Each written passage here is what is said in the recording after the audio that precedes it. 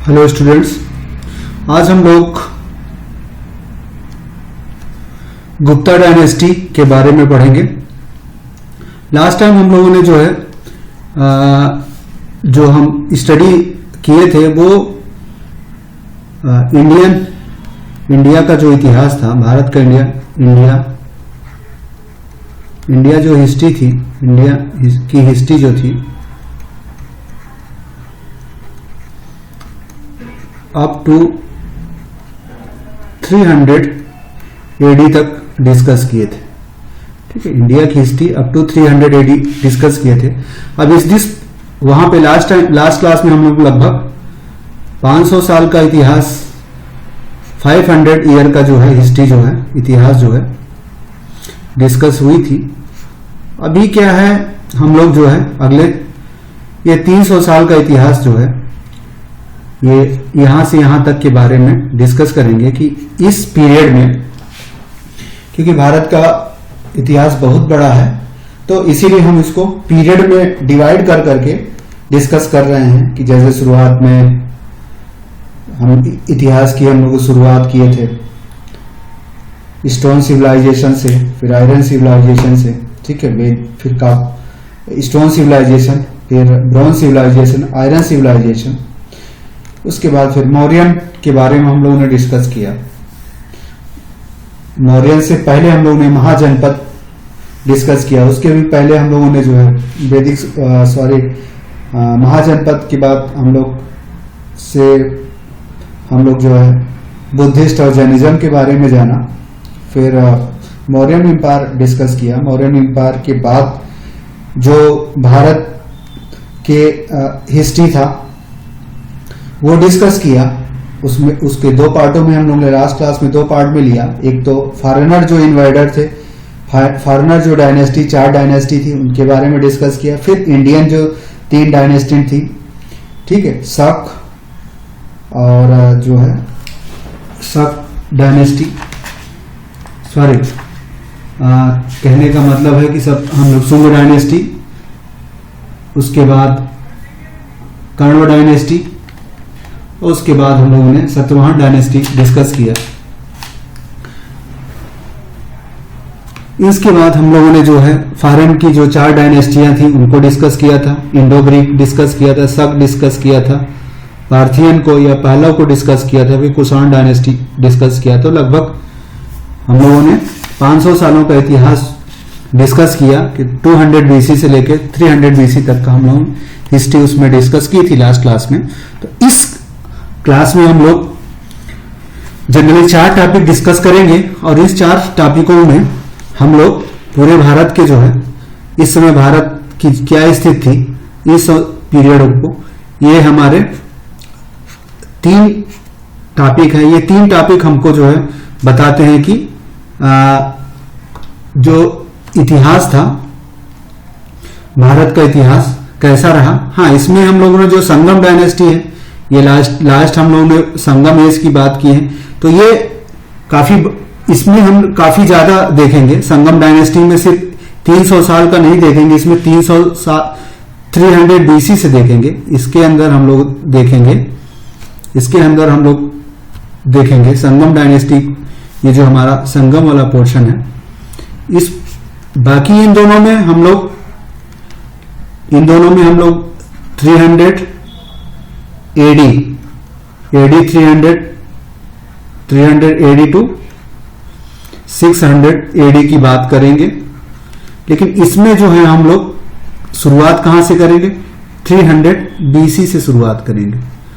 300 BC से शुरू करके हम लोग 600 एडी की बात करेंगे। मतलब इस पोर्शन में हम लोग लगभग 900 साल के बारे में, इसमें हम 900 साल कवर करेंगे और देखेंगे ये संगम वाला पोर्शन कहां था, इसको हम डिस्कस करेंगे। तो इसमें जनरली देखा जाए तो हमारे 3 पार्ट हैं। एक तो ये फर्स्ट पार्ट में हम ये दोनों को साथ लेंगे क्योंकि ये दोनों एक दूसरे के साथ चल रहे थे। बस इनका क्या, ये भारत के एक जगह पे थे तो ये दूसरी जगह थी, लेकिन ये जो है भारत के तीसरे किसी भूभाग पे ये डायनेस्टी चल रही थी। तो ये एक जगह ये चल रही थी, दूसरी जगह ये चल रही थी, और तीसरी, ये डायनेस्टी काफी बड़ी थी तो इसको हम लोगों ने 2 पार्ट में डिस्कस कर लिया था। ये 200 BC से लेके हम लोग 300 AD तक हमने इसके पहले डिस्कस कर लिया था इस पार्ट में। फिर अब इसके बाद इसको सेकंड पार्ट कर रहे हैं, लेकिन इसको जो है हम एक साथ ही, क्योंकि बाकी 300 साल के बारे में बहुत ज्यादा इस पोर्शन पे नॉलेज नहीं है, क्योंकि ये भारत का सबसे निचला वाला हिस्सा है, तो इसलिए इसको जो है इसका इतिहास लगभग 900 सालों का इतिहास हम एक साथ डिस्कस करेंगे। फिर चौथा पार्ट है हमारा सम इपिक्स है, कुछ हमारे पौराणिक ग्रंथ हैं, उन्हें इपिक्स कहते हैं। इपिक्स हमारे जो पुराने ग्रंथ हैं उनको इपिक्स कहते हैं, जिसमें हम रामायण, महाभारत और जो हमारे पुराण जो थे एंड पुराण, क्योंकि ये रामायण, महाभारत और पुराण जो है, ये जो तीनों ग्रंथ थे, ये इपिक्स थे जिनको ग्रंथ कहते हैं, ये इसी पीरियड में लिखे गए थे, इसी पीरियड में लिखे गए थे। इनका भी काफी इंपॉर्टेंट है, इसलिए हम इस पोर्शन में हम लगभग 4 चीजें डिस्कस करेंगे। देखते हैं इनका, हम सबसे पहले ज्योग्राफिकल हमारा कहां कहां स्टेट था वो हम थोड़ा समझ लेते हैं मैप के द्वारा, कि एक्सटेंट ऑफ गुप्ता डायनेस्टी। तो ये सिर्फ गुप्ता डायनेस्टी का स्टेंट, गुप्ता डायनेस्टी के साथ साथ, ये गुप्ता डायनेस्टी के साथ साथ हम और भी पोर्शन, ये जो हमारा कलरफुल एरिया है, कलरफुल जो एरिया है वह गुप्ता डायनेस्टी को दिखा रहा है। ये पूरा एरिया जो है, कलरफुल एरिया जो है, ये यहां से लेके ये पूरा जो पोर्शन है ये दिखा रहा है कि गुप्ता डायनेस्टी यहां तक फैली थी। देखिए ये मौर्य डायनेस्टी से काफी छोटी थी, मौर्य डायनेस्टी यहां नहीं, काफी इधर तक भी फैली थी, ठीक है। और ये यहां तक मौर्य डायनेस्टी फैली थी। देखिए आप, ये पूरा इलाका मौर्य डायनेस्टी में आता था, पूरा इलाका मौर्य डायनेस्टी में आता था, लेकिन गुप्ता डायनेस्टी सीमित हो गई थी, क्योंकि मौर्य डायनेस्टी के बाद भारत कई पार्ट में, मौर्य डायनेस्टी के बाद जनरली हम लोग ने यहां देखा था, यहां पे आपका जो है शुंग डायनेस्टी हमारी थी, शुंग डायनेस्टी, फिर यही कर्ण डायनेस्टी थी, फिर यहां पे हमारा सातवाहन डायनेस्टी आ गई थी। लेकिन अब क्या है, सातवाहन डायनेस्टी यहां खत्म होके वहां पे क्या है, सातवाहन डायनेस्टी की जगह किसने ले लिया, वाकाटक डायनेस्टी ने ले लिया। सातवाहन की जगह वाहन को रिप्लेस किया किसने, वाकाटक ने रिप्लेस किया। और शुंग और कर्ण डायनेस्टियां जो थी वो खत्म होकर यहां पे गुप्त डायनेस्टी आई, शुंग और कर्ण की जगह ये गुप्त डायनेस्टी आई, ठीक है। और यहां पे इसका गुप्त डायनेस्टी का क्षेत्र कम हो गया। ये सब देखिए चंद्रगुप्त मौर्य में ये सब तक्षशिला वगैरह सब था, लेकिन अभी इसका स्टैंड काफी कम हो गया। ये जो पोर्शन हमारा हर बार छूट रहा था, हम मौर्य में थे, ये जो पोर्शन था ये हम नहीं डिस्कस कर रहे थे, तो इस वाले पोर्शन में हम इसको भी डिस्कस करेंगे। ये वाला जो क्षेत्र है इसी को संगम कहते हैं, संगम एज, संगम का समय, संगम का पीरियड, संगम का काल। यहां पे कई डायनेस्टियां थी। संगम, प्रयागराज वाला संगम की बात नहीं कर रहे हैं हम लोग, उसको नहीं। यहाँ इस पीरियड में जो जो डेवलपमेंट है उस पूरे पीरियड को ही संगम एज बोलते हैं। ये यहाँ पे चेर, चोल और पांड्य 3 डायनेस्टियां यहाँ थी, 3 डायनेस्टियां थी। तो जो है हम इस पे डिस्कस करेंगे, ठीक है। तो इसके बाद क्या है, तो सब पहले पोर्शन में हम लोगों ने यही बात कही थी कि, तो हम देखिए यहाँ पे एक हम थोड़ा सा मैप में और भी चीजें समझ लेते हैं।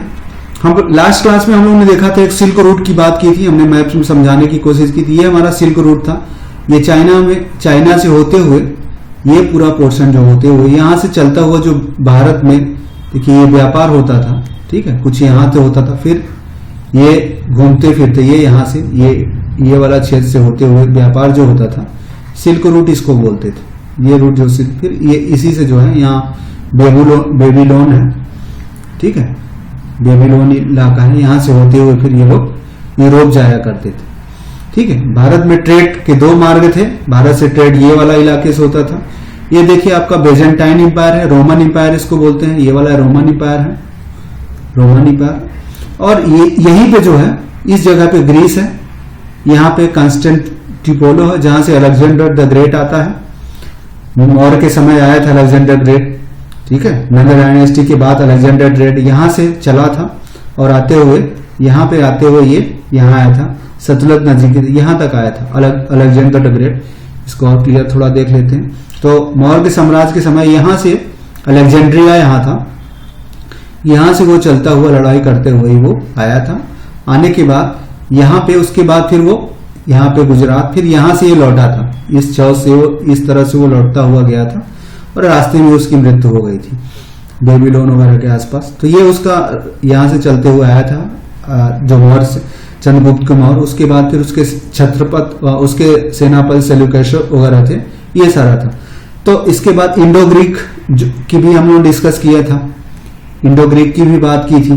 तो ये देखिए बैक्टीरिया था, इंडो ग्रीक, ग्रीक यहाँ पे था, तो इस जगह ग्रीक, ये वाला इलाका आपका ग्रीक कहलाता है। इसी के नीचे यहाँ पे रोम है, यहाँ पे इसी के आगे समुद्र में रोम पड़ता है, इटली पड़ता है। और ये रोमन बेजेंटाइन एम्पायर ये पूरा था, काफी फैला था, रोमन एम्पायर भी इसको बोलते हैं, ठीक है। ये रोमन एम्पायर, उसके बाद बेजेंटाइन एम्पायर आया था। तो ये सारी चीजें हैं, मैप में हम आपको दिखा दे रहे हैं। फिर ये आपका जो है ये इस्लामिक वाला इलाका है, इस्लामिक वाला इलाका है जो कि बाद में काफी बाद में इसका फैलाव काफी बढ़ गया था। इसका फैलाव ये सब पे उन्होंने इस्लामिक एम्पायर ने ये सारी चीजें ये सब कब्जा कर लिया था। सॉरी, ये अलेक्जेंड्रिया है जो कि मिस्र में पड़ता है, मिस्र में पड़ता है अलेक्जेंड्रिया, एक जगह है। यहाँ स्वेज कैनाल है, इस जगह स्वेज कैनाल, ये मेडिटेरियन सी है, ठीक है। ये हमारा एक ब्लैक सी पड़ता है, ठीक है। ये हमारा कैस्पियन सी पड़ता है, रसिया वाला क्षेत्र है। तो ये ध्यान रखिएगा, यहाँ पे तुर्की पड़ता है, ये जो ये इलाका है, ये यहाँ पे इस जगह यहाँ पे तुर्की पड़ता है। ये पूरा इलाका तुर्की का है, तुर्की का है। ये सीरिया है, ये आपका जो है ईरान, इराक वाला, सॉरी ये है सऊदीया वाला इलाका, ये सऊदीया है। ये यमन है, ठीक है। यहाँ पे ईरान है, ये पूरा इलाका आपका ईरान है। यहाँ पे इराक पड़ता है। तो ये सारी चीजें हैं। तो हम लोग जो देखते हैं कि इसमें क्या क्या था, तो गुप्ता पीरियड हम लोगों ने मैप में देख लिया कि गुप्ता पीरियड हमारा कहाँ तक था, ठीक है। ये हमारा गुप्ता पीरियड का था। उसके बाद ये हमारा वाकाटक था। ये वाकाटक जो कि आपका महाराष्ट्र में पड़ता है, नागपुर के आसपास का क्षेत्र, ये वाकाटक डायनेस्टी थी। ये डायनेस्टी दोनों एक साथ भारत में चल रही थी। यहाँ पे इस समय 300 से 600 एडी के बीच में इस पूरे इलाके में गुप्त डायनेस्टी शासन कर रही थी। और यहाँ पे दक्कन में जो है, दक्कन में ये दक्कन का क्षेत्र क्या कहलाता है, ये आज के समय का कर्नाटका पकड़ लीजिए, आंध्रा पकड़ लीजिए, महाराष्ट्र पकड़ लीजिए, ठीक है, पूरा महाराष्ट्र पकड़ लीजिए। और इधर ये वाला क्षेत्र, यहाँ पे ये उड़ीसा का क्षेत्र, लेकिन ये दक्कन का क्षेत्र है, ये पूरा दक्कन का क्षेत्र है, ये उड़ीसा का क्षेत्र पड़ता है। यहाँ से ये उड़ीसा वाला क्षेत्र है, यहाँ से आंध्र प्रदेश शुरू हो जाता है, ये आंध्रा का क्षेत्र है, पूरा आंध्रा का क्षेत्र है। ये आपका कर्नाटका क्षेत्र है, ये आपका कर्नाटका है, ठीक है। ये आपका केरल वाला क्षेत्र है। बाकी ये जो बचा है कर्नाटका आंध्रा के बीच में, ये जो पूरा है ये तमिलनाडु का क्षेत्र है, ठीक है। तो ये सारी डायनेस्टीज थी। हम देखते हैं गुप्ता डायनेस्टी में क्या है। The time of Gupta empire is, यहां पे कह रहे हैं the time of Gupta empire is refer to as golden age of India. Gupta period को गोल्डन एज ऑफ इंडिया का, भारत का स्वर्ण काल कहा गया। क्यों कहा गया? क्योंकि इस समय विज्ञान के क्षेत्र में science, mathematics, astronomy, religion and Indian philosophy. कहने का यह मतलब है कि इस पीरियड में ये 300 सालों के अंदर गुप्ता पीरियड में साइंस के क्षेत्र में बहुत काम हुए, मैथमेटिक्स में बहुत काम हुए, एस्ट्रोनॉमी में, खगोल शास्त्र में बहुत काम हुआ, और धर्म में हिंदू धर्म काफी फ्लरिश किया। हिंदू धर्म, गुप्ता पीरियड हिंदूज थे, बाकी हिंदू होने के साथ साथ भी इन लोगों ने दूसरे धर्मों को भी मान्यता दी, संरक्षण दिया। उसके बाद इंडियन फिलॉसफी में काफी योगदान रहा इस पीरियड का, इस समृद्ध के पीरियड का काफी योगदान रहा, इसलिए इसको गोल्डन एज कहा गया। The peace and prosperity created under leadership of, क्या है, the peace and prosperity created under leadership of Gupta enable the pursuit of scientific and artistic endeavors। इसका क्या मतलब हुआ कि गुप्ता पीरियड में 300 सालों में बहुत शांति थी और वहां पे काफी अच्छा ट्रेड था, समृद्धि काफी थी, लोग काफी संपन्न थे, राजा काफी संपन्न थे, जिसके कारण उन्होंने साइंस को और आर्ट को काफी बढ़ावा दिया। साइंस और आर्ट को उन्होंने काफी बढ़ावा दिया, इस बढ़ाव के कारण इस समय काफी साइंस और आर्ट और दूसरे क्षेत्र में काफी विकास हुआ, जिसके कारण इसको गोल्डन पीरियड कहा गया। तो the first two king of this were Srigupta and Ghatotkacha. इसके दो राजाओं के बारे में जो है, दो राजाओं के बारे में, एक श्रीगुप्त और घटोत्कच, ये सिंपली राजा थे, इनके शुरुआत के श्रीगुप्त और दूसरे घटोत्कच थे। पहले दो राजा श्रीगुप्त थे, श्रीगुप्त वगैरह जो डायनेस्टी थी, कुषाण वगैरह जो डायनेस्टी, लास्ट में कुषाण डायनेस्टी थी, उन्हीं के ये सब सामंत थे, उन्हीं के छोटे छोटे सामंत थे ये लोग, ठीक है। तो ये जो डायनेस्टी क्रिएट हुई, a new empire arose on the ruin of Kushan Empire and established its good part of former dominance। तो इन्होंने जो है, ये लोग क्या थे, ये हम एक टेस्ट से पढ़ने की कोशिश की है। तो ये जो थे श्रीगुप्त वगैरह थे, ये जो थे, ये कुषाण, ये लोग, ये गुप्ता जो थे, कुषाण जो लास्ट एम्पायर था वहां पे नॉर्दर्न इंडिया में, उन्हीं के ये सामंत थे, उन्हीं के छोटे छोटे ये मंत्री थे, छोटे छोटे पार्टों पे काम करते थे। तो जब जैसे कुषाण डायनेस्टी का पतन हुआ, पतन होने के बाद ये लोग वहां पे धीरे धीरे अपना साम्राज्य स्थापित करने लगे, छोटे छोटे। तो शुरुआत में श्रीगुप्त थे, उसके बाद फिर घटोत्कच हुए, बाद में पहला जो था चंद्रगुप्त फर्स्ट जो है, इंपॉर्टेंट किंग कौन था इनका, चंद्रगुप्त। यहाँ पे दो चंद्रगुप्त हुए, एक चंद्रगुप्त वन, उसके बाद एक चंद्रगुप्त सेकेंड हुए थे, जो कि चंद्रगुप्त सेकेंड सबसे ज्यादा, उससे भी ज्यादा प्रतापी राजा था। तो चंद्रगुप्त एक इनके पहले फेमस राजा हुए जो चंद्रगुप्त थे। इनसे पहले जो दो राजा थे हमने बता दिया, श्रीगुप्त और घटोत्कच थे। He was the first important king of Gupta dynasty. ये कौन था, यह एक गुप्ता डायनेस्टी का सबसे पहला महत्वपूर्ण राजा हुआ। He enhance his power and prestige by marrying Kumar Devi, princess of Lichchhavi clan of Nepal. तो इन्होंने क्या किया, इन्होंने मैरिज अलायंस बनाए, इन्होंने अपने को शक्तिशाली बनाने के लिए शादियां की।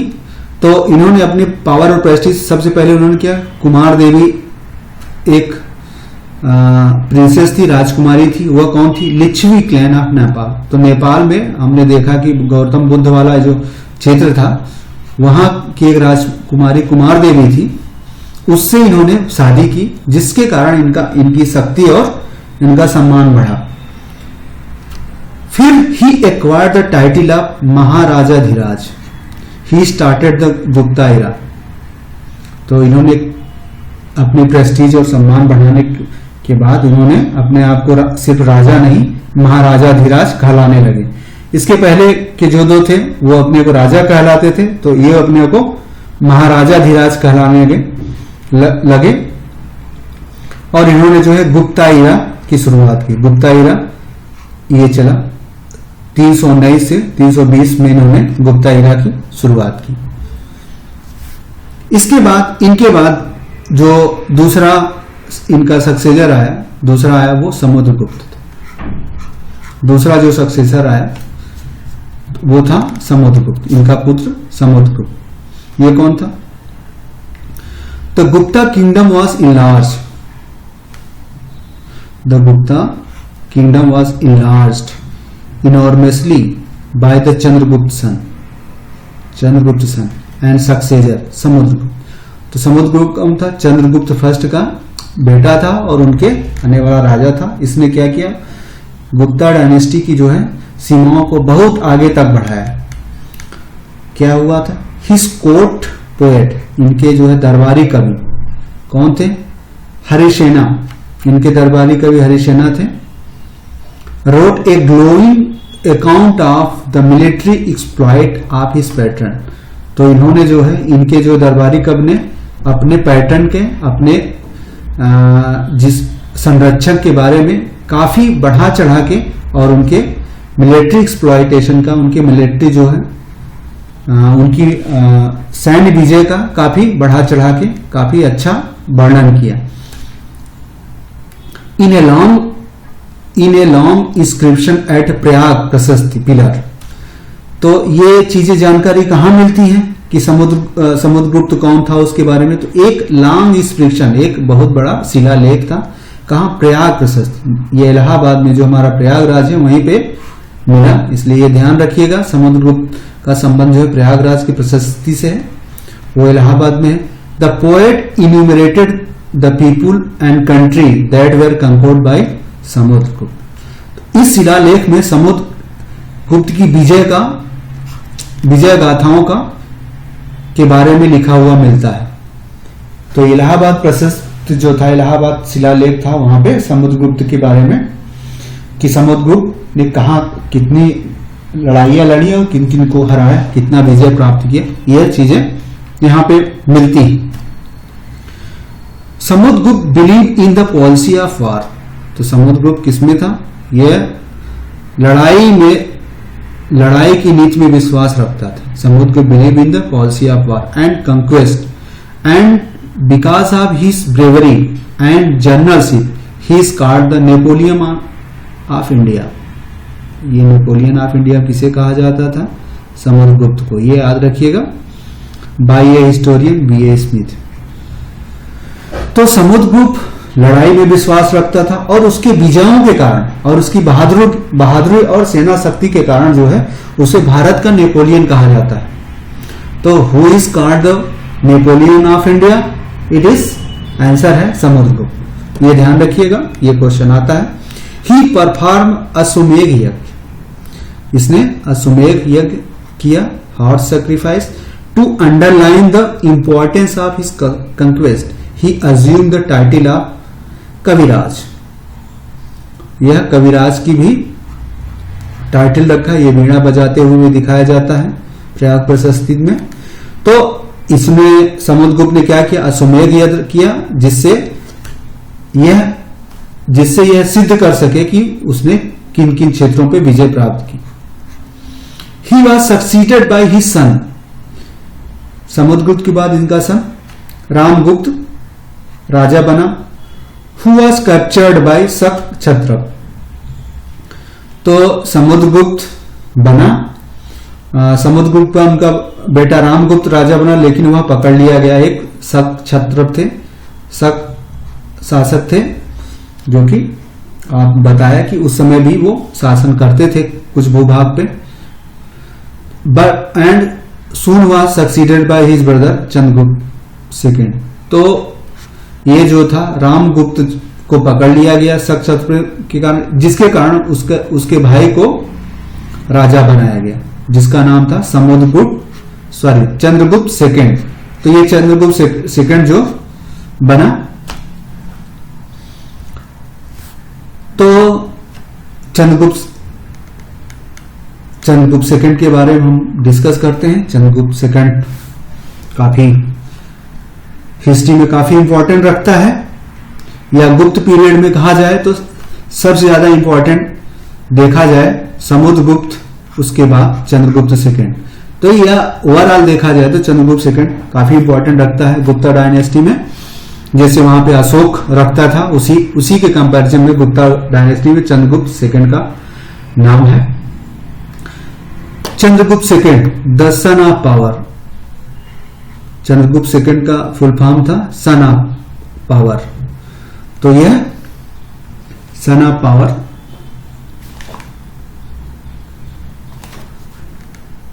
इनको विक्रमादित्य भी कहा जाता है। विक्रम बैताल जो कहानी है चंद्रगुप्त सेकंड से रिलेटेड है, विक्रम बैताल कहानी।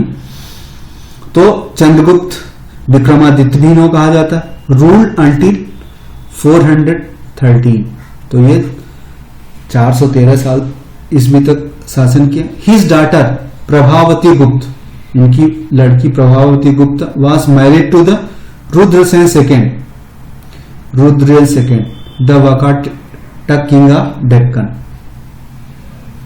तो वकाटक की हमने बात की थी, तो इन्होंने जो है रुद्रसेन सेकेंड जो था प्रभावती गुप्ता से जो है रुद्रदेव सेन से शादी कराई गई, जो कि वकाटक था। और यह शादी उसकी मर्जी से नहीं कराई गई, जबरदस्ती कराई गई थी। ठीक है।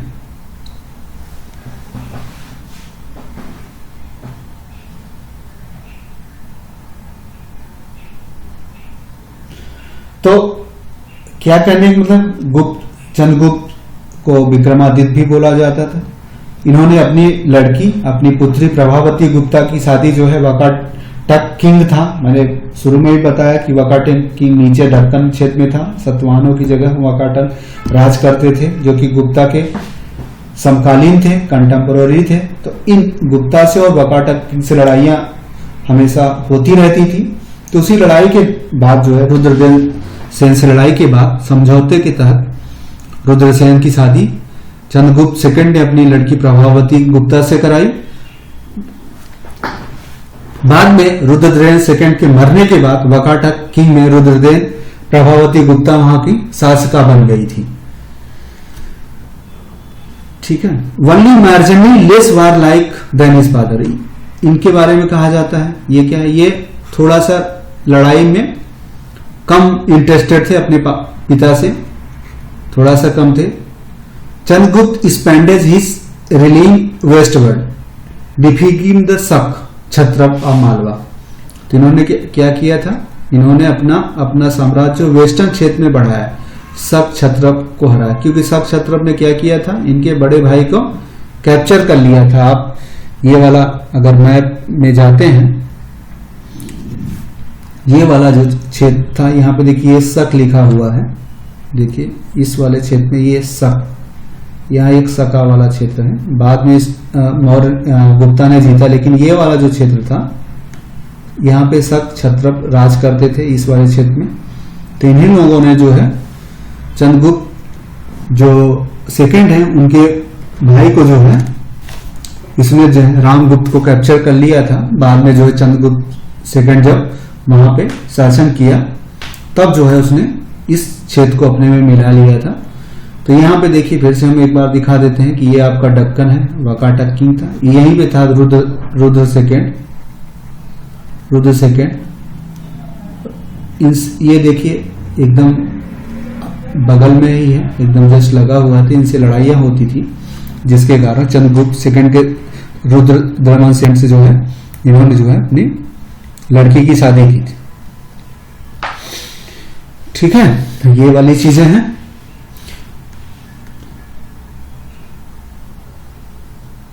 तो इन्होंने कहां कहां तक लड़ाई की थी हमने दिखा दिया। वेस्टर्न डिफीटिंग शक, फिर इन्होंने गुजरात, सौराष्ट्र क्षेत्र, गुजरात के ऊपर लगा हुआ क्षेत्र सौराष्ट्र इन कंपेज लास्टिंग।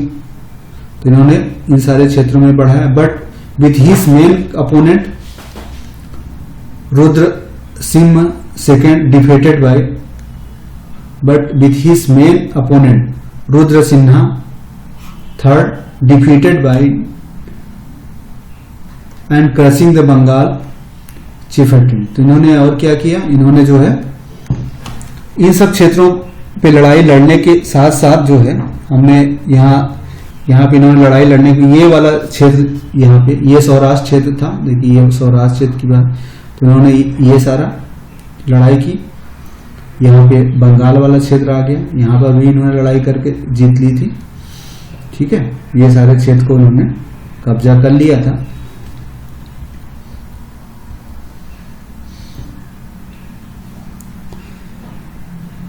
बंगाल पे भी उन्होंने कब्जा कर लिया था। ठीक है। नेक्स्ट देखते हैं, this extend his control from, क्या है, इन लड़ाइयों के कारण, ये इन युद्धों के कारण जो है इनका क्या हुआ था, इन लड़ाइयों युद्धों के कारण जो है इनका कंट्रोल कहां हुआ, coast to coast. Coast established a second trading capital at Ujjain and was the highest point of empire. तो इन्होंने जो है पूरा इंड टू इंड कोस्ट के दोनों क्षेत्रों पे इन्होंने कब्जा कर लिया था, जहां पे इन्होंने एक उज्जैन में एक अपनी दूसरी राजधानी इन्होंने उज्जैन में बनाई। और चंद्रगुप्त सेकेंड के समय ही गुप्त एम्पायर सबसे ज्यादा फैला हुआ था। Chandragupta second took the title of Vikramaditya by defeating Rudra Singh third, एक क्षत्रप किंग ऑफ उज्जैन। तो इन्होंने एक रुद्र सिंहा था, कहां का राजा था वो, उज्जैन का राजा था, उसको हराने के बाद इन्होंने विक्रमादित्य की उपाधि धारी की थी। ही also took the title of Singh Vikram, तो इन्होंने एक सिंह विक्रम, वो रुद्र सिंह था तो उसी के नाम पे इन्होंने सिंह विक्रम की भी उपाधि धारण कर ली थी। तो गुप्ता ने अपने एम्पायर को बढ़ाने के साथ साथ गुप्ता एम्पायर सबसे ज्यादा फैलाव जो है चंद्रगुप्त सेकेंड के समय ही रहा। इसके बाद जो है despite the creation of empire through war, the region is remembered for its very influential style of Hindu arts, literature होगा, literature, culture and science, specially during the reign of Chandragupta second. तो कहने का मतलब इतनी लड़ाइयां लड़ने के बावजूद भी यह पीरियड जो है किसके लिए जाना गया, हिंदू आर्ट, लिटरेचर, कल्चर और साइंस, यह ज्यादातर फैलाव चंद्रगुप्त सेकेंड के समय हुआ। He was the first ruler to issue silver coin, ये पहले शासक थे जिन्होंने चांदी के सिक्के जारी किए। Also issued copper coin, silver के बाद कॉपर कॉइन भी issue. The iron pillar inscription fixed near Qutub Minar in Delhi, mention a king Chandra considered by many as Chandragupta second. तो एक कुतुब मीनार दिल्ली के पास एक पिलर है जिसमें चंद्रा नाम लिखा है, जो कि यह माना जा रहा है कि यह जो चंद्र था इसको चंद्रगुप्त सेकेंड ही रहा होगा। इनके समय में कौन आया था, एक चाइनीज यात्री, चाइनीज पिलग्रिमेज फाहियान जो है, फाहियान वो आया था। तो ये याद रखिएगा, ये इंपॉर्टेंट है, मोस्ट इंपॉर्टेंट पॉइंट है, ठीक है, मोस्ट इंपॉर्टेंट क्योंकि अब जो है चाइनीज ट्रेवलर आना शुरू कर दिए थे, तो उसमें से सबसे पहला जिसको बारे में प्रॉपर ध्यान है वो भी फाहियान था, चाइनीज ट्रेवलर था जो चंद्रगुप्त सेकेंड के दरबार में आया था। Visited India at this time, तो चंद्रगुप्त कोर्ट वाज एडोन बाय, उनके कोर्ट में कौन कौन थे, एडोन मतलब उनके कोर्ट में रहने वाले, बाय इलेबोरेटेड 9 जेम्स, इनमें 9 रत्न रहते थे, ठीक है, 9 जेम्स जिन्हें 9 रत्न कहा, इंक्लूडिंग कालिदास, इनके दर में कालिदास रहते, अमर सिन्हा रहते थे, वरामहिर रहते थे, धन्वंतरी रहते थे। तो कुषाण में कनिष्क शासन काल में कई थे, उसके बाद सेकेंड मोस्ट इनका जो कनिष्क के बाद अगर कोई बात की जाती है तो समृद्धि की बात की जाती है। उस समय में कनिष्क के समय में सबसे समृद्ध थी, जैसे उस समय अशोक में था, फिर कनिष्क, अब तीसरा नंबर इनका जो है इस तीसरे पीरियड में चंद्रगुप्त। तो ये तीनों अपने अपने पीरियड के सबसे इंपॉर्टेंट रूलर थे। जैसे अशोक था, उसके बाद कनिष्क पीरियड था वेस्टर्न में, कनिष्क का पीरियड काफी समृद्धशाली पीरियड रहा। उसके बाद गुप्ता का पीरियड था, और गुप्ता का पीरियड तो golden age of Indian history बोला गया, भारत का जो है golden age of Indian history बोला गया। तो समझ सकते हैं कि इसमें काफी डेवलपमेंट हुआ था, काफी चीजें, नई नई चीजें आई थी। तो इस समय कौन थे, कालिदास में कई साहित्य लिखा, जिसमें अभिज्ञान शकुंतलम सबसे इंपॉर्टेंट है। अमर सिंह हिना भी थे इनके यहाँ, बारामाहिर थे, गणितज्ञ थे, धन्वंतरी वैद्य थे, ये गणितज्ञ थे, वैद्य थे, ये भी साहित्यकार थे, ये भी साहित्यकार थे। तो ये सब नवरत्नों में, चंद्रगुप्त के नवरत्नों में से थे। इनके बाद चंद्रगुप्त के बाद जो है नेक्स्ट जो रूलर आता है वह आता है कुमारगुप्त। कुमारगुप्त भी काफी इंपॉर्टेंट फिगर है गुप्ता पीरियड में, इन्होंने काफी कई काम किए हैं।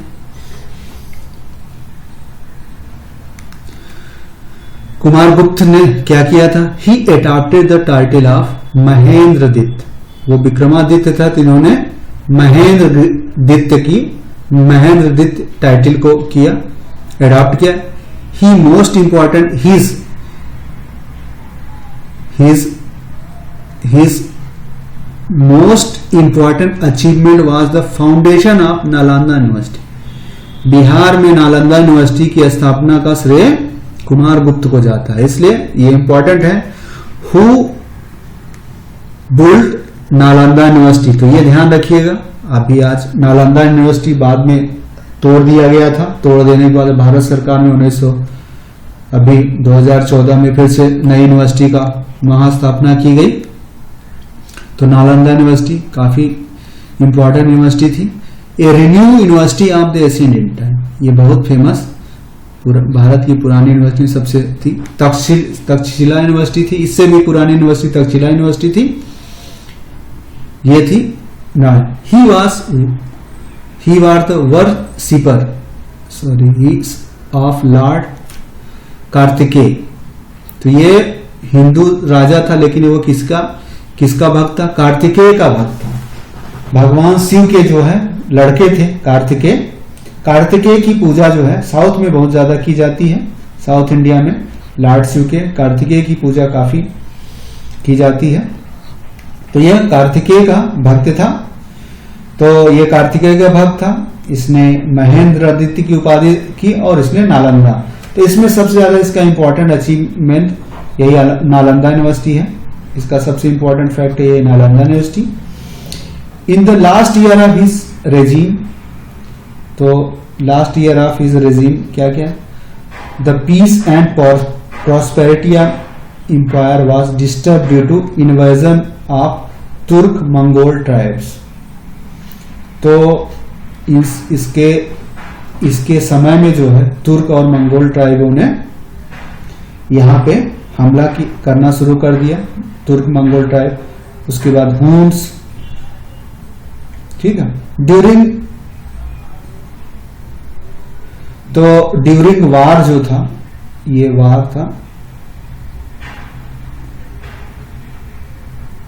तो क्या है, कुमारगुप्त कब मर गया था? हुनों से लड़ाई करते समय इसकी मृत्यु हो गई थी। हुनों से लड़ाई करते समय कुमारगुप्त की मृत्यु हो गई थी। इसके बाद कुमारगुप्त जो था, उसके बाद स्कंदगुप्त आया। कुमारगुप्त के बाद स्कंदगुप्त आया। ही फेस द हाइनास, ठीक है। ही फेस जो है,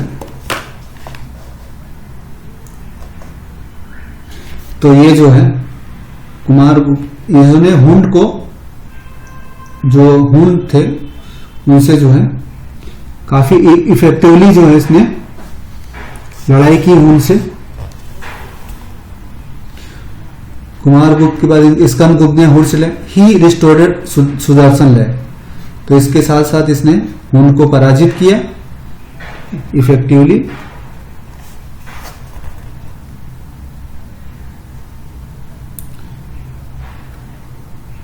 यहाँ ये होगा इफेक्टिवली, ये स्पेलिंग देख लीजिए, इफेक्टिवली होगा।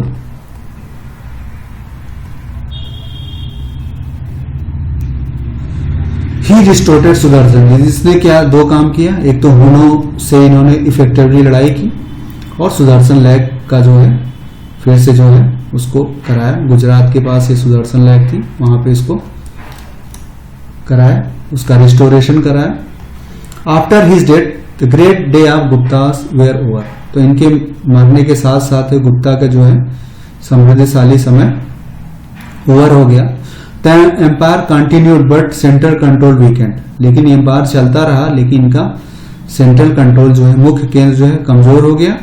ए local governor become feudatory king with heritage rights. तो जो इनके लोकल गवर्नर थे वह राजा बन गए और उसके बाद जो है उसी के साथ साथ जो है दूसरे उसके पुत्र जो है फॉलो करने लगे। अब गुप्त एम्पायर के विघटन के बारे में देखते हैं क्या है। द वीक सक्सेसर ऑफ स्कंद, क्यों टूटा? स्कंद गुप्त के बाद जो राजा है वो कमजोर थे। Could not check the growing Huns power. Skandagupta ने हुन को तो कंट्रोल कर लिया था, लेकिन उसके मरने के बाद उससे आने वाले उसके जो सक्सेसर थे उन्होंने जो है हुनों पे कंट्रोल, वो हुन पावर पे ठीक से कंट्रोल नहीं कर पाए। उसके बाद दूसरा कारण क्या था? Feudatories rose in Bihar, Bengal, MP and Vallabhi. इन सब जगह के जो फ्यूडेटरी का क्या मतलब, जो छोटे छोटे उनके सामंत थे, जो छोटे छोटे सामंत थे वो लोग जो है बिहार के सामंत, बंगाल, एमपी में वो सब शक्तिशाली होते गए। क्योंकि सेंट्रल कंट्रोल जब वीक होगा तो जो छोटे वाले हैं वो विद्रोह करना शुरू कर देंगे। तो पहला कारण था हुड पे वो कंट्रोल नहीं कर पाए, जिसके उसके बाद जो उनके दूसरे जो राज्य थे, उनके जो वहां के शासक छोटे छोटे शासक थे वो भी इनके अब वो मजबूत होते गए, जिसके कारण जो है गुप्त साम्राज्य का पतन होने लगा। तो हमने ये बताया कि वकाटक के बारे में हमने डिस्कस किया था शुरुआत में, तो इसके बारे में थोड़ा सा जान लें। वकाटक की कौन थे सतवाहनों के साथ, बस इसको अलग से देख लेते हैं। वकाटक में इनके बाद जो मोस्ट इनके समकालीन थे ये था। तो Vakataka come to control part of Deccan, part of कहां? Deccan and central India till the rise of Chalukya. तो वकाटक के बाद चालुक्य शासक आएंगे जो कि हम आगे देखेंगे। तो वकाटक जो है सतवाहन के बाद वकाटक आए, वो यहाँ शासन किया जब तक कि चालुक्यों ने वहां शासन वकाटक के बाद नई डायनेस्टी जो चालुक्य थी तब तक वकाटक वहां पे शासन किए।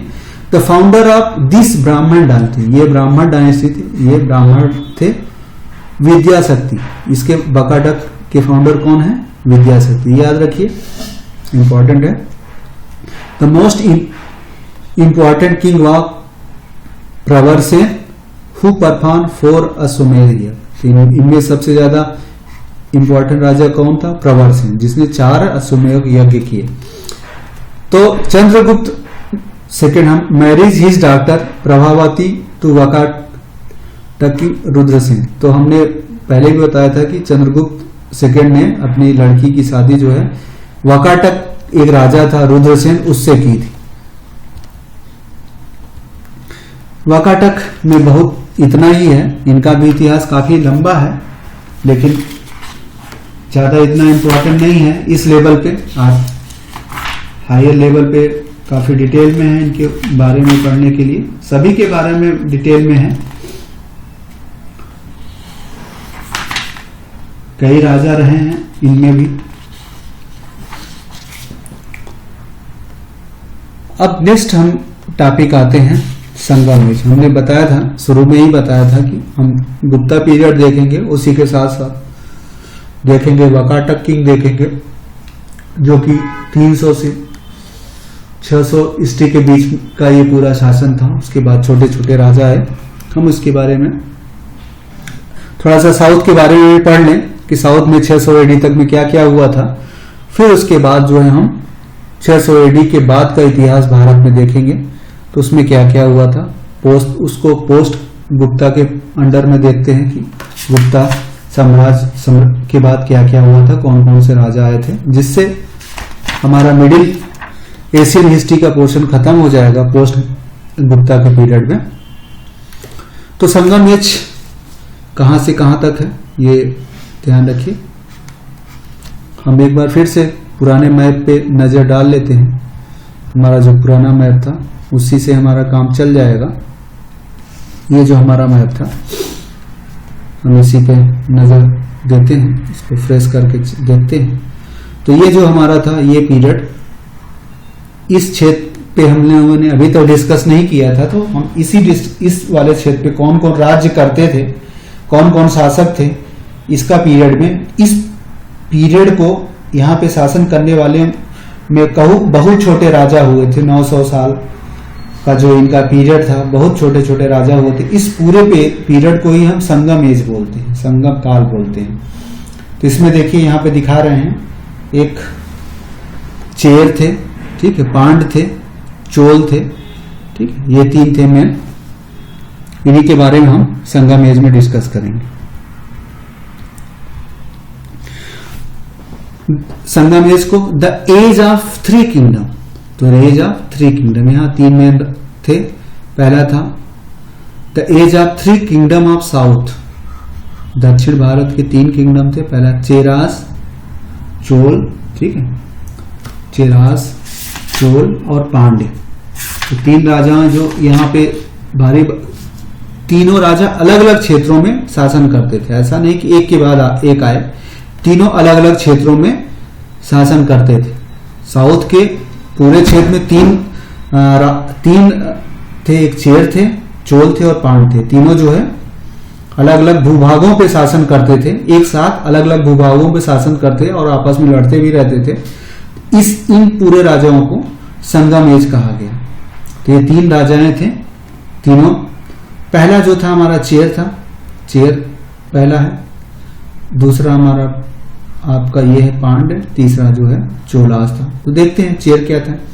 पहला रूलर जो था, पहला साउथ के भी 3 पार्ट में डिवाइड, ऐसा नहीं एक के बाद है, तो तीनों एक साथ शासन करते थे साउथ में, और लेकिन अलग अलग क्षेत्रों में करते थे। तो चेरास का कहाँ शासन था, वो केरला वाले क्षेत्र में शासन करते थे। और इनकी कैपिटल कहाँ थे, इनकी कैपिटल जो थी मुजरीस थी। इनकी कैपिटल क्या थी, मुजरीस। कैपिटल याद रखिएगा, चेरास की कैपिटल मुजरीस थी, केरल क्षेत्र में करते थे। दूसरा पांड्य थे, ये तमिलनाडु क्षेत्र में, साउथ तमिलनाडु में शासन करते थे, और इनकी कैपिटल क्या थी, मदुरई थी। फिर और एक इनके सबसे इंपॉर्टेंट किंग थे नंदी फेडेलियम, इनके इंपॉर्टेंट एक राजा थे नंदी फेडेलियम, ठीक है। और थर्ड इनका जो था चोलास था, ये कहां थे, नॉर्थ तमिलनाडु, तमिलनाडु के 2 हिस्सों में थे। तो साउथ तमिलनाडु निचले वाले हिस्से में पांड्य राज करते थे, ऊपर वाले में चोल करते थे। उसकी कैपिटल क्या थी, कावेरी पट्टनम थी, कावेरी नदी के किनारे जो क्षेत्र था। और इनके एक इंपॉर्टेंट राजे थे कानिकला, इनके एक इंपॉर्टेंट राजा थे कानिकला। मुजरीस की इंपॉर्टेंट राजा के बारे में ज्यादा जानकारी नहीं है। तो ये 3 किंगडम थी। हम एक बार फिर से मैप में जाके करते हैं ताकि आपकी कंसेप्ट क्लियर रहे, भूले ना आप बार बार। तो यहां पे देख लीजिए, हमने बताया ये, ठीक है, चेर थे, ये केरला वाला हिस्सा था, ये राजा चेर थे।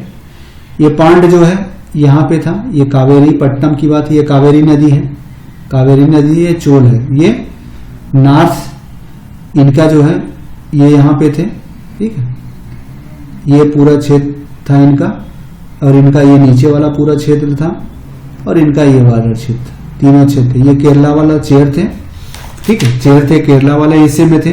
इनकी मुजरिस राजधानी थी। दूसरा पांड्य थे, ये साउथ तमिलनाडु है, ये साउथ में दक्षिण वाला भाग है, ठीक है। उनकी इसकी राजधानी क्या है, मदुरई थी, मदुरई कहीं यहां पर है, ठीक है। और नेक्स्ट जो है चोलास थे, वो नॉर्थ तमिलनाडु, ये तमिलनाडु का इलाका है, ये पूरा तमिलनाडु,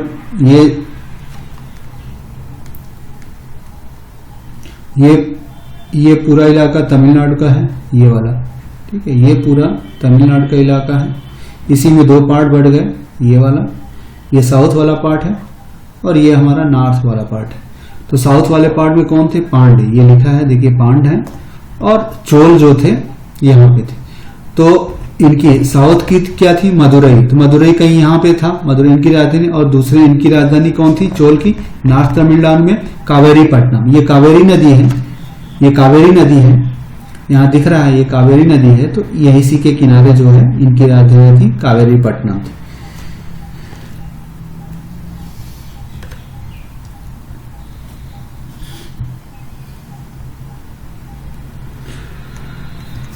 ठीक है, तो नेक्स्ट देखते हैं, ये संगम एज में जो है मेनली इनके साहित्य के बारे में जाना जाता था। संगम एज में कुछ साहित्य हैं, उनको याद रखिए।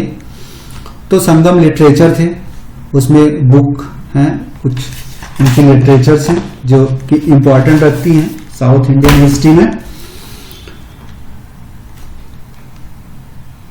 इनकी कुछ किताबें हैं संगम लिटरेचर में, तो जो इनकी बुक है संगम लिटरेचर में बुक्स हैं, और उनके लेखक कौन कौन थे।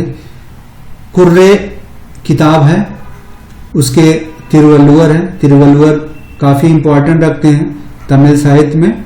तिरुवल्लुवर काफी सम्मानजनक से देखे जाते हैं, जैसे नॉर्थ में कालिदास वगैरह हैं, उसी तरह ये तिरुवल्लुवर देखे जाते हैं। फिर दूसरा शिल्पाधिकरम एक किताब है, कुर्रा है, शिल्पाधिकरम है, ये इसको लिखा था इलंगो आदिगल ने, इसको लिखा इलंगो आदिगल ने लिखा। फिर नेक्स्ट है मणि मेखला है, मणि मेखला शिल्पाधिकरण का सेकंड पार्ट है। ठीक है, इसमें एक राजा इसमें राजा और एक गणिका, गणिका मतलब वहां के राजाओं के समय जो है वहां रहने वाली एक वेश्या थी, उससे एक राजा के पुत्र और वेश्या की कहानी पे आधारित है ये स्टोरी शिल्पाधिकरम। फिर उसी के सेकेंड पार्ट में जो वेश्या की लड़की थी उससे उसकी कहानी जो है मणि मेखला में है। ठीक है, तो इसके लेखक थे शीतल सतनार हैं, शीतल सत्तनार हैं, तो ये किताब है। चौथी है जीवक चैत्यमणि है, चौथी जीवक चैत्यमणि इसके। तुर्दक देवर हैं, तुर्दक देवार हैं इसके राइटर। तो ये चार किताबें हैं मेन जो सबसे इंपॉर्टेंट है इस समय संगम साहित्य में। ये चार किताबों का काफी इंपॉर्टेंट है। कुर्रे हैं, तिरुवल्लुवर लिखे हैं, शिल्पाधिकरण है, इलंगो आदिगल लिखे हैं, मणिक मेखला हैं, शीतल सतनार लिखे हैं, जीवक चेत्तमणि देवर लिखे हैं। इसके अलावा संगम असेंबलियां थी। ये संगम होता क्या था, संगम जो है जैसे बुद्ध समितियां होती थी उसी तरह साउथ में उस काल में समितियां होती थी जिनको संगम कहा जाता था, असेंबली कहा जाता था, क्योंकि वहां पे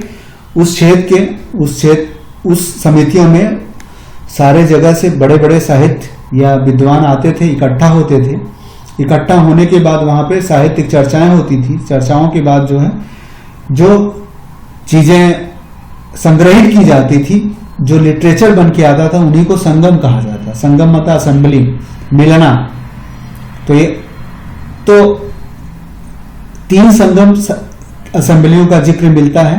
पहला एक मदुरई में हुआ था, उसके प्रेसिडेंट थे, उसके अध्यक्ष अगस्त मुनि है, अगस्त मुनि कहा जाता था। दूसरे जो है जो ही कपत्तपुरम में हुई थी, दूसरी जो इनकी हुई थी कपत्तपुरम में होते, इसके भी अगस्त मुनि और तोल कप्पियर थे, इनके जो है तोल कप्पियर इसके अध्यक्ष थे। तीसरा जो है फिर मदुरई में हुई, इसके नकीरन थे, उसके अध्यक्ष नकीरन थे। ये 3 समितियां हुई थी, 3 संगम असेंबली हुई थी।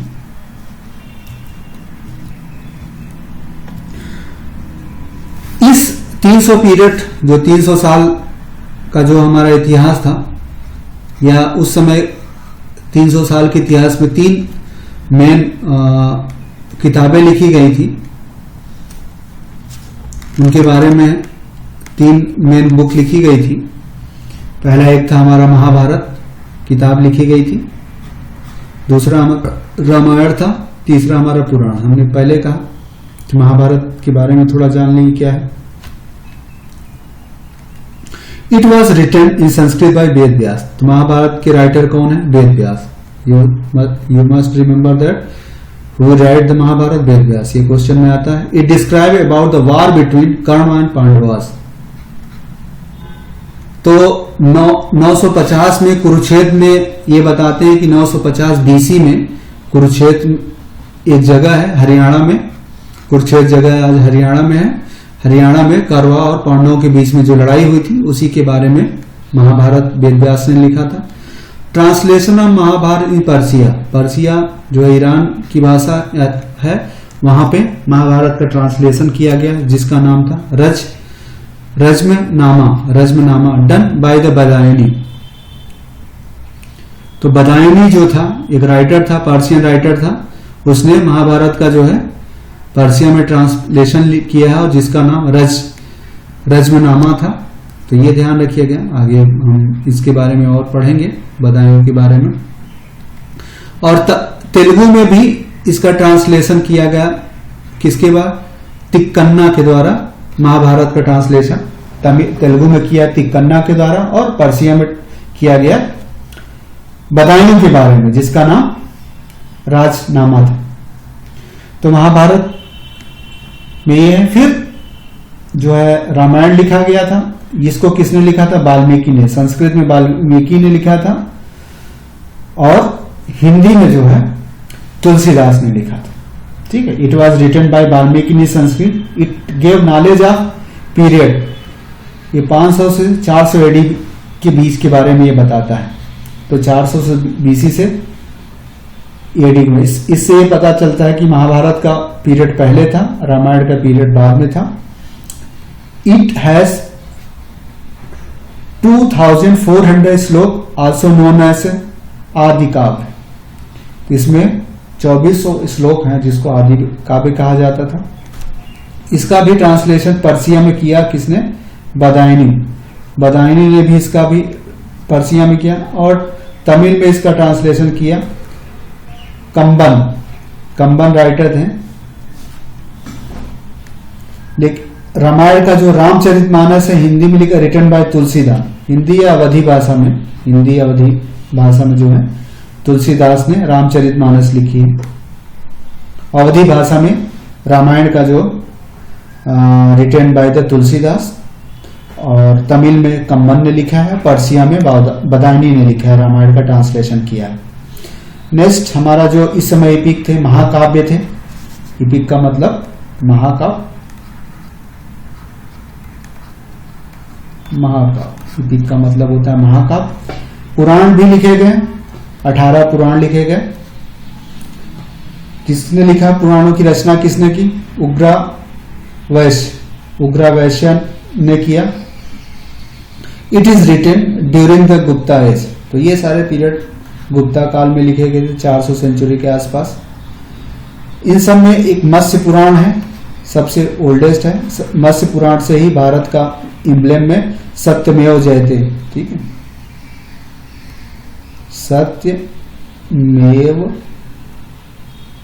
जयते, ये जो शब्द लिया गया था वो मत्स्य पुराण से लिया गया है। तो 18 पुराण इस समय लिखे गए थे, उग्र वैश्य ने लिखा था। उसमें से सबसे भी पुराना 18 पुराण है, उसमें से सबसे पुराना मत्स्य पुराण है, ठीक है। मुंडो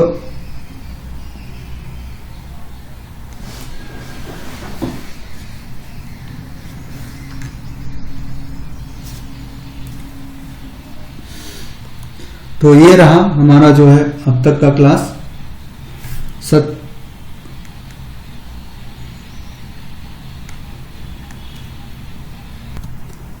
सत्यमेव जयते जो है हमारा मुंडोपनिषद से लिया गया है। सॉरी, नाट मत्स्य पुराण से, ये थोड़ा करेक्ट कर लीजिए, मत्स्य पुराण से नहीं, सत्यमेव जयते जो है मुंडो का उपनिषद से है, ठीक है, ये करेक्ट कर लीजिएगा। नेक्स्ट क्लास में हम गुप्ता पीरियड के आगे के बारे में डिस्कस करेंगे। जिस देखेंगे, और छोटे गुप्ता पीरियड के बाद कौन कौन छोटे छोटे राजाओं का विकास हो गया था, कौन कौन से राजा आए थे नॉर्थ इंडिया में, उसके बारे में हम लोग डिस्कस करेंगे। Till then thanks.